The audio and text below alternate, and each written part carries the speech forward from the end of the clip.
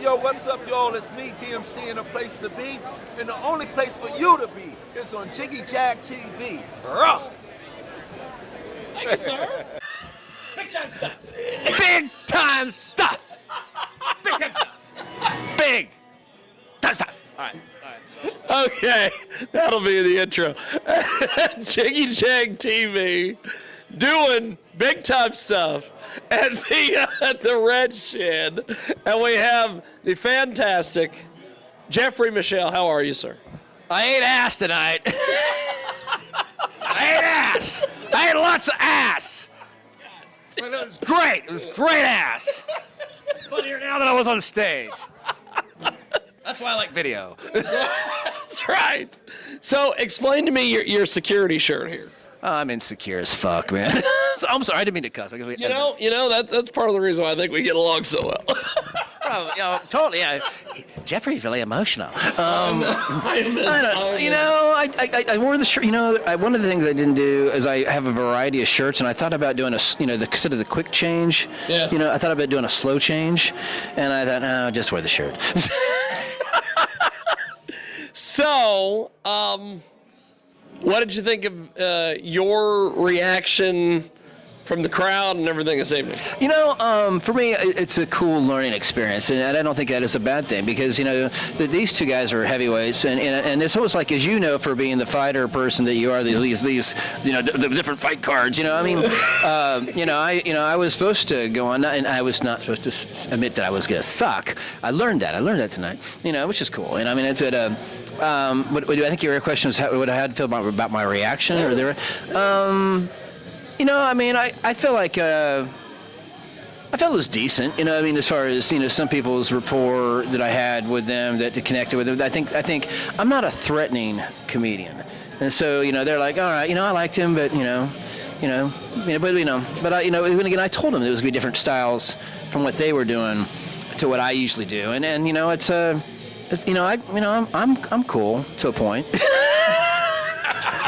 So, one of the things that I always love about going to comedy shows, especially local comedy shows, is after it's over with, the fans and the paying people in the audience always have critiques and suggestions for you.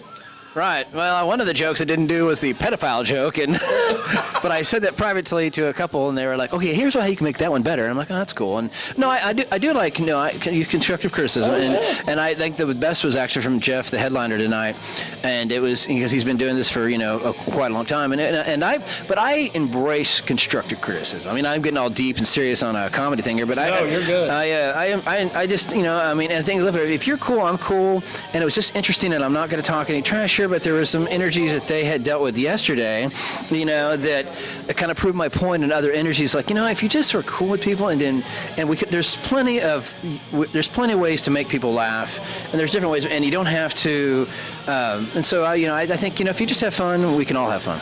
Yes. That. Okay, I have to go to the book of stupid questions, and I've got some stupid questions to ask you. What vegetable do you most resemble? Asparagus. And what about some of your friends? Broccoli.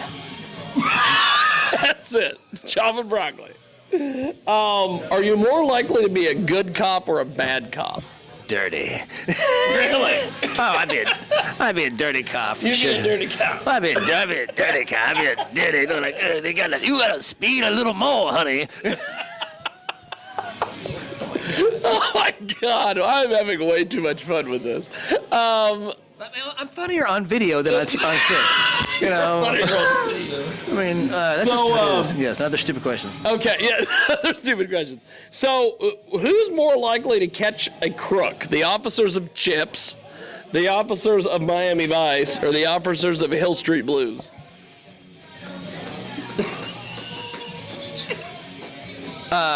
Chips. Why Chips? I couldn't think of the second one. Because Hill Street Blues, I'm like, that was like in the 80s. Yeah, and I was like, so Chips, Hill Street Blues, and who? Barney Miller? Marty Miller! Yes! No, Miami Vice. My bad. That's awesome. I figured maybe you were going to throw a car 54. Where are you? Well, I was actually thinking emergency. I was thinking the emergency. Because I remember as a little kid, I was like, people ride around under a fire truck. But that wasn't criminals. That's fire stuff. So that's fire stuff. Okay. Where can we see you live? Where are you going to be? What are you doing? Mean like what street corner am I working? Or? I'm not working Broadway anymore in Wichita. I got tired.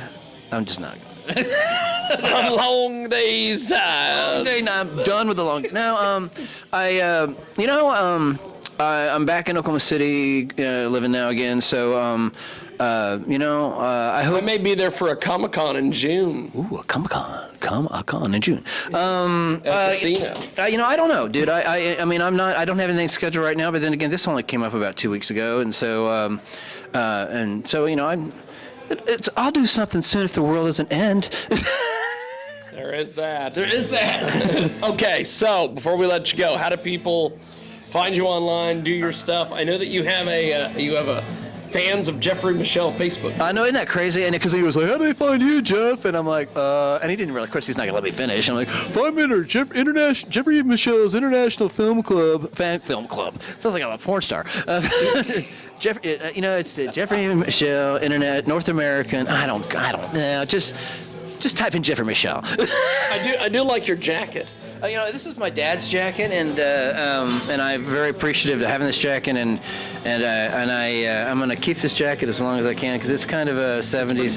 So it's it definitely has some character, and maybe I can incorporate it in my act in the future. But yeah, thanks, man. I'll say this, James. Thanks. It's funny that I threw you under the bus there at the beginning of the show. Oh no, I loved it. Because I was like, dude, I'm sitting there. And we're going to talk off camera in a second. I'm sitting there, and I'm going, I'm trying to get mentally prepared to go on stage. I know. And you said, hey, man, how's the move going? And I was like, are you fucking kidding? But you killed it. Here's the deal. You're a nice friend, and you're supportive, and that's cool. But I'm also real. I'm real hard on myself, and one of the cool things. Sometimes you are too hard on yourself. Well, I'd love to go some comedy there, but anyway. But no, there's part of me that's like, but it is. I shouldn't take some things personal. Just learn from it, and it's progressing, and it's and people did. There was good connections, and people did laugh, and I know Brittany's totally inspired because she's texting me right now. Well, she is quite the freak, as we all know. This has been fantastic. Jeffrey's the man.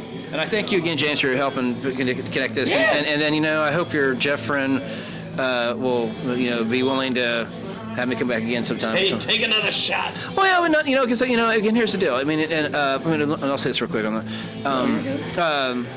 It's all about building the audience and building the fan base and building building this energy, and that's one of the. I'll say this real quick. Pat Olson said in a documentary, people will follow bands when they begin, but they don't really follow comedians as they start out. Yeah. And that's too bad. And I think there's elements here at the Red Shed, here in Hutchinson, and in this area that you could really build on if people will just be patient. Yes. And just say, what. Especially if you're helping bring a crowd in, which I will say this, I did help bring part of this crowd in, and that's not a bad thing. That was part of my purpose for you pimping me out, saying Jeffrey will promote it. I did have friends that came, and you know what? They'll probably especially when they bring other big time like these comedians, they'll come again. That's right. So it's just one day at a time. Do the best you can. Well, thanks for watching Jiggy Jag TV.